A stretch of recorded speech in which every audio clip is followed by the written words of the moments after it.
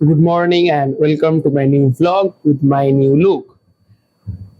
কারণ রিসেন্টলি আমি সেভ করেছি লাইফে ফার্স্ট টাইম। তো এটার পিছনে অনেক কারণ আছে। একটা কারণ আমি রিসেন্টলি একটু ফ্যাশন, স্কিন কেয়ার এগুলো তো দেখছিলাম, তার সাথে আমি রিসেন্টলি ব্যাটম্যানেরও কিছু মুভি দেখছিলাম।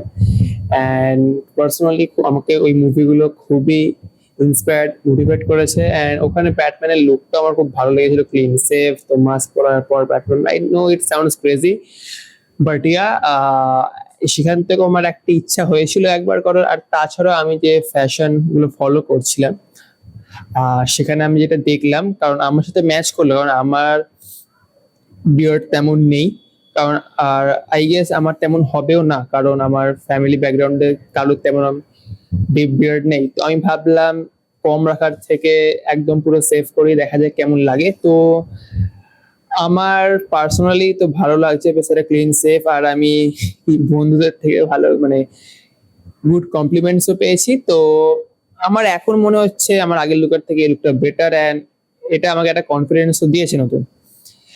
তো কলেজ চলছে, দেখতে দেখতে আই গেস 2 সপ্তাহ হয়ে গেল। এবার একটু বোরিং মতন লাগছে লাইফে, কারণ রোজ একই ধরনের রুটিন আবার শুরু হয়ে গেছে। বাট একটা জিনিস আমি বুঝেছি যে, আর এটা আমি শুনেওছি, যে এই টাইমটায় যার যত বোরিং হওয়ার ক্ষমতা বেশি, মানে যার হার্ডনেসটা যত টাফ হবে, কি বলছি, হার্ডনেসটা যত টাফ হবে, আই মিন যে যত আর কি, মানে এখনকার যুগে তো আমি এটা আগেও ভিডিওতে শেয়ার করেছিলাম যে আমরা আমাদের লাইফে এতই এখন চারিদিকে ডোপামিন স্পাইকের জিনিসপত্র আছে, তো আমরা সহজেই বোর হয়ে যাই সেটা না পেলে। তো যে যত আর কি কিছু না করে বা এক লাইফে থাকতে পারবে, সেই বেশি স্ট্রং। তো সেটা আমি এখন প্র্যাকটিস করছি আমার এই লাইফে। তো হ্যাঁ, একটু বোরিং লাগছে, বাট জিম এই জিনিসটা, এটা আমি দেখেছি অনেক কলেজে সারাক্ষণ ক্লাসের পর একটু টায়ার্ড লাগে।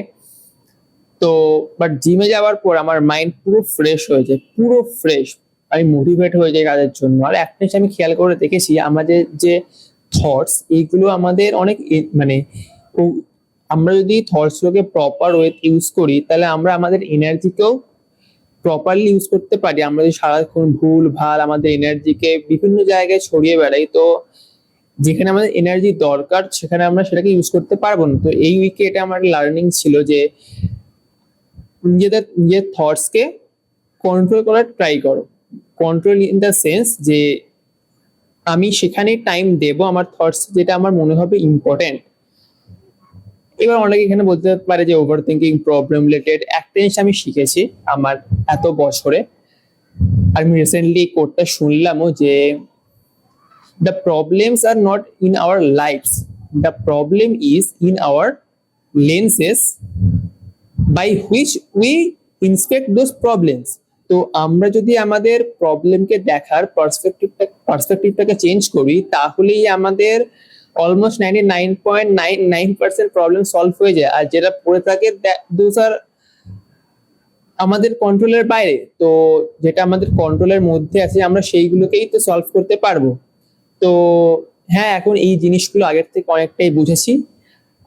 আজকের ওয়েদারটাও বৃষ্টি, আর ওয়েদারটা আমার পার্সোনালি খুবই অদ্ভুত লাগছে, মানে বৃষ্টি হচ্ছে কিন্তু গরম কমছে না, একটা প্যাচ ম্যাচে, খাবার ঠিক হজম হচ্ছে না। আর যেহেতু কলেজ খুলে গেছে, তো আমার খাওয়ার শিডিউলটা আগের থেকে পাল্টে গেছে, বাট মাইন্ডসেট একই আছে। জিমেও আমি প্রোগ্রেস ওভারলোড করছি। অ্যান্ড আমি রিসেন্টলি আমার লাস্ট যে লেগ ডে ছিল, ওখানে ফাইনালি 1 বছর ট্রেনিং করার পর আমি আমার কারেন্ট বডি ওয়েট ওই অ্যারাউন্ড 68 to 69, 68 তো সেখানে আমি ফার্স্ট টাইম আমার বডি ওয়েটের থেকে বেশি ওয়েট নিয়ে 35 70 কেজি নিয়ে আমি ফার্স্ট ওয়েটেড স্কোয়াট মেরেছিলাম। আর আমার সেখানে রেপ এসেছিল I guess 8 and 7, that is not bad in the first attempt.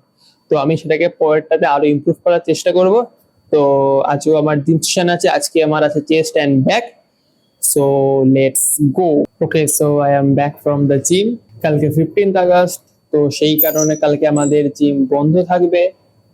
তাই আজকে আমি ভেবেছিলাম যে আজ কিন্তু কিন্তু সেটা আমার মাথায় ছিল না। আর আমি ভেবেছিলাম যে আজকে আমি শুধু চেস্ট অ্যান্ড ব্যাক মারবো, বাট যেহেতু কালকে জিম বন্ধ আর কালকে আমার শোল্ডার্স অ্যান্ড আর্মস থাকে, তো আমি আজকে ওই জন্য ফুল আপার বডি ট্রেন করলাম। অনেকদিন পর আমি এই ট্রেনিংটা করলাম আর খুবই ভালো লাগলো।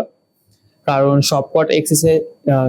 সবকটা এক্সারসাইজে আমি প্রোগ্রেসিভ ওভারলোড করেছি আর প্রপার ফর্মে, পুরো প্রপার স্ট্রেচ, তো it feel so good.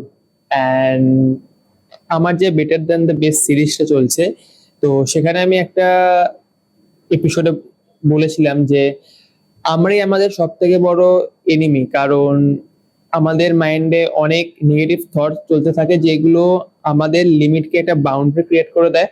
Like আমার এটা করতে ভালো লাগছে না বা এটা মন করছে না করতে, তো এই থটস গুলো থেকে যদি আমরা বেরিয়ে আসতে পারি, কারণ আই ফিল আমি এখনো পুরোপুরি এটা এক্সপিরিয়েন্স করে উঠতে পারিনি, বাট কিছু কিছু মানে আমার এই পার্টের জার্নিটা শুরু হয় সন্দীপ মহেশ্বরীর ভিডিও দেখে। যখন আমার লাইফে খুব ডাউন মোমেন্ট চলছিল, তো সেই সময় আমার একজন টিচার আমাকে সাজেস্ট করে, তো আমি দেখা শুরু করি। তো সন্দীপ মহেশ্বরীর এই ভিডিওগুলো থেকে আমি অনেক কিছু শিখেছি। আর সেখান থেকে যে জার্নিটা শুরু হয়েছে সেটা এখনো চলছে। তো আমি যেটা এক্সপিরিয়েন্স করেছি যে হু এম আই, এটার অ্যান্সার আমি এখনো পুরোপুরি পাইনি। কারণ আমরা তো শুধু এই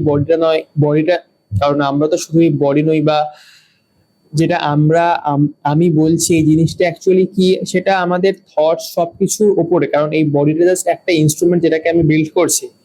তো ওই থটস গুলো জাস্ট সাম র্যান্ডম জিনিস, সেটা আমাদের মধ্যে আসছে, বাট এই আমাদের জিনিসটা কি, তো তার কন্ট্রোল আমাদের কাছেই আছে। তো ওই জাস্ট থট গুলোকে তুমি যদি নেগলেক্ট করে তোমার যে গোলটা ফোকাস করেছো উইদাউট মোটিভেশন, আমি যেভাবে কাজ করে যাই, হ্যাঁ আমারও অনেক সময় ভালো লাগে না। আজই যেমন সকালে আমার এই এক রুটিন ফলো করতে ভালো লাগছিল না, বাট আমি যে টু ডু লিস্টটা বানিয়ে রেখেছিলাম আমি সেই ওয়াইজ কাজ করছিলাম বলেই আজকে ওই টু ডু লিস্টটা রাত্রে আমার সব কমপ্লিট হয়ে গেছে।